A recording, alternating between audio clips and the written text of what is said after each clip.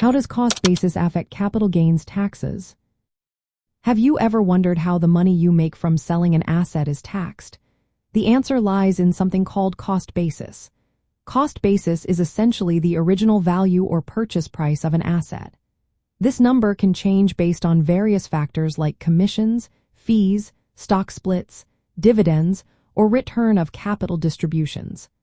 Understanding this concept is vital for effective tax planning. When you sell an asset, the capital gain is calculated by taking the sale price and subtracting the cost basis. If you sell for more than you bought it, the difference is a capital gain, which is subject to taxation. On the flip side, if you sell for less than your cost basis, you incur a capital loss. This loss can actually help you reduce your taxable income by offsetting other gains. Banks and credit unions play an important role here. They help customers keep track of their cost basis, especially for investments held in brokerage or retirement accounts. Many of these financial institutions provide tools and statements that make it easier to report gains and losses to tax authorities. Now let's break down how cost basis directly affects capital gains taxes. A higher cost basis means a lower capital gain. This translates to a lower tax bill. Conversely, a lower cost basis results in higher taxable gains and, therefore, higher taxes owed. Adjustments to your cost basis can occur due to reinvested dividends, stock splits, or even additional purchases of the same asset over time. It is essential to account for these adjustments accurately to avoid any mistakes in tax reporting.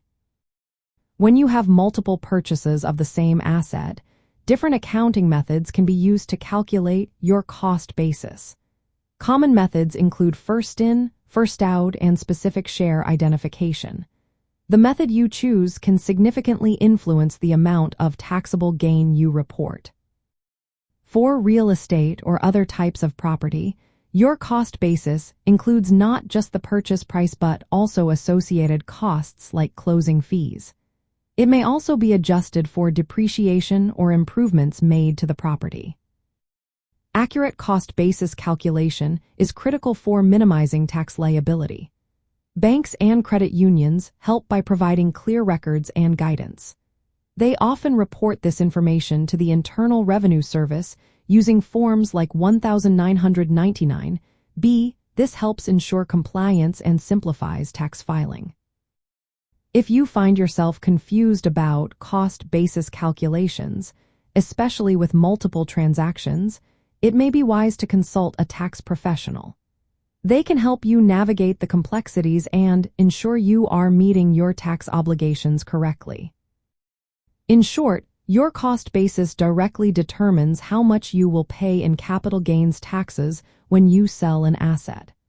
Proper tracking and reporting by banks and credit unions can make this process much easier.